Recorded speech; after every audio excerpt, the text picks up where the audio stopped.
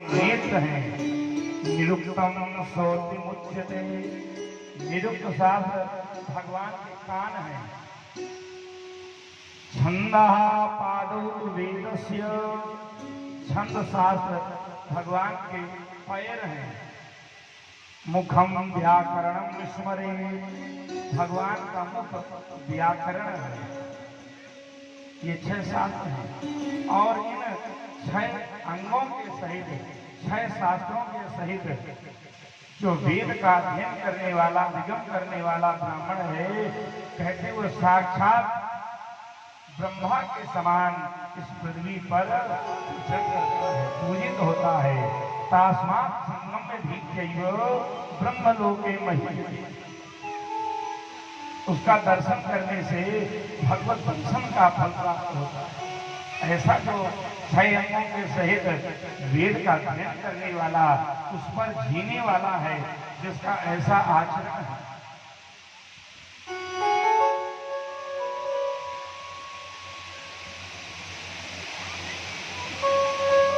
तो सुदामा जी कैसे हैं? ब्राह्मणों ब्रह्मविद्यमा। ब्राह्मण का धन क्या है? ब्राह्मण का धन क्या है? हम नहीं कहेंगे क्योंकि ब्राह्मणों की कॉलोनी भैया, आप लोग नाराज हो जाओगे। क्योंकि ब्राह्मण का धर्म क्या है? ब्राह्मण का धन क्या है?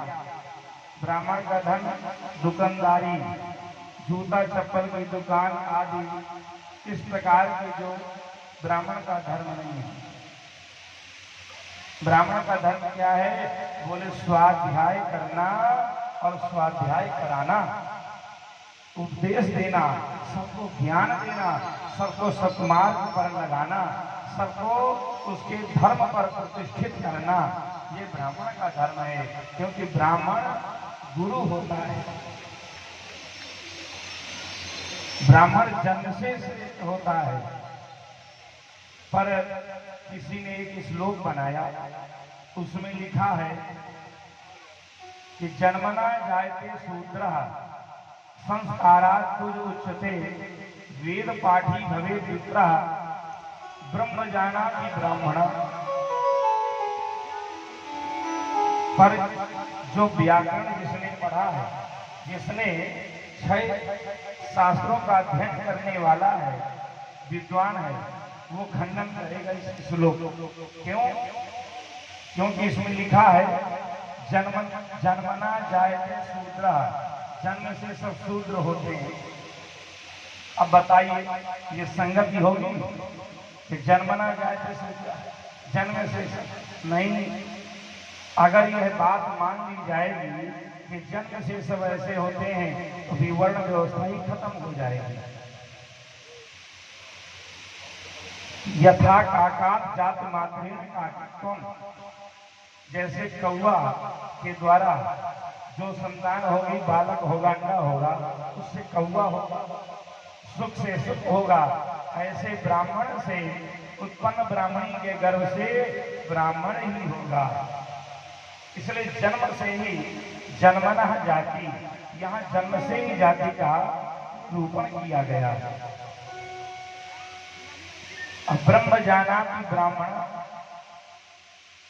ब्रह्म को जानने वाला ब्राह्मण नहीं होगा, ब्रह्म को जानने वाला ब्रह्मज्ञ होगा। ब्रह्म को जानने वाला ब्रह्मज्ञ होगा, ब्रह्म। इसलिए ब्राह्मण का जो धर्म है वह परम पवित्र है। पर इस समय ब्राह्मण अपने धर्म से च्युत हो गया है। जब ब्राह्मण अपने धर्म से च्युत हो जाता है, उसी समय समझ लो कि कलयुग आ जाता है।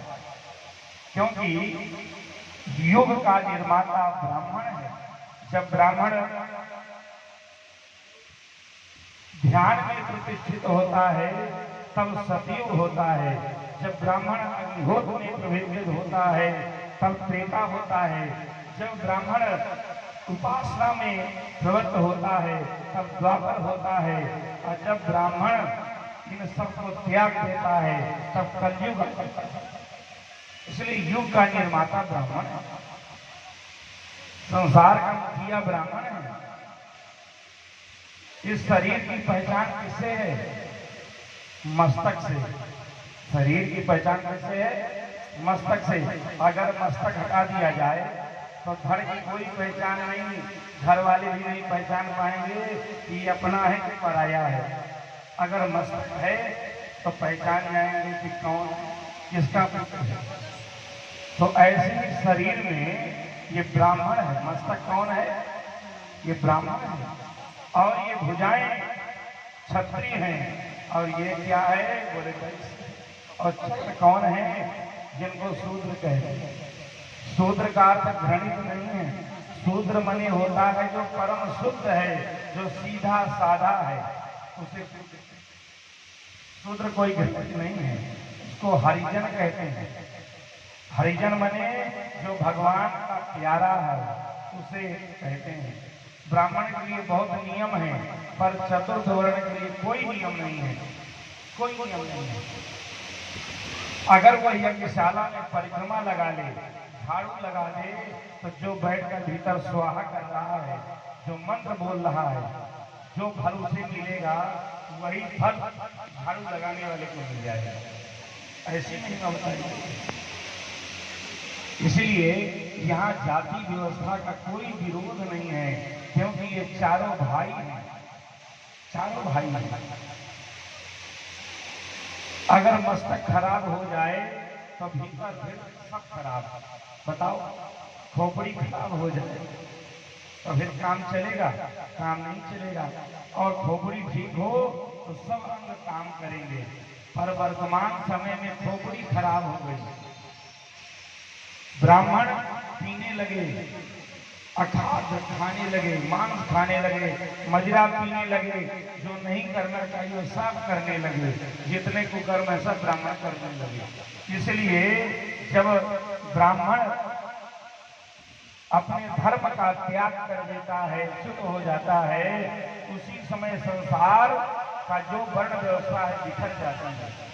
और वही स्थिति आज हो रही है। अगर ब्राह्मण अपने धर्म में प्रतिष्ठित हो जाए, कर्म में प्रतिष्ठित हो जाए, तो पुनः समाज का निर्माण हो जाएगा।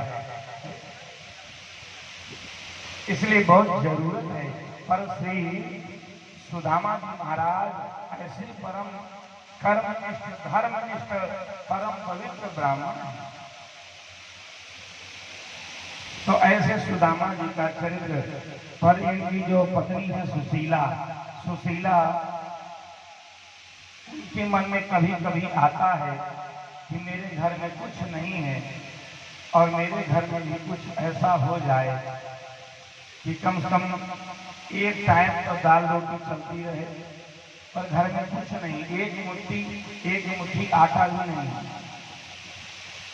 ऐसी अवस्था है। बताओ, जिस घर में एक मुट्ठी आटा न हो तो माताएं शांति से नहीं बैठ सकती। पर धन्य है सुशीला, मन में बात आती है पर वो प्रकट नहीं करती, कहती नहीं है। सुदामा जी परम संतोषी, परम संतोषी। बच्चे बिलख रहे हैं, रो रहे हैं। बच्चे रो रहे हैं, बिलख रहे हैं, पर घर में कुछ नहीं है, कुछ नहीं है।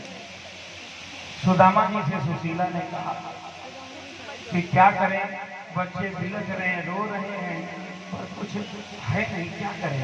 सुदामा जी ने कहा, देखो बटलोई में जल चढ़ा दो चूल्हा चढ़ा करके, और सब लोग बैठ करके द्वारिकाधीश का कीर्तन करो। है? तो सब बैठ करके कीर्तन करते हैं, सब कीर्तन करते हैं। सुदामा जी दरिद्र नहीं थे, पर उनकी रहनी थी। एक कथा और आती है सुदामा जी के लिए कि सुदामा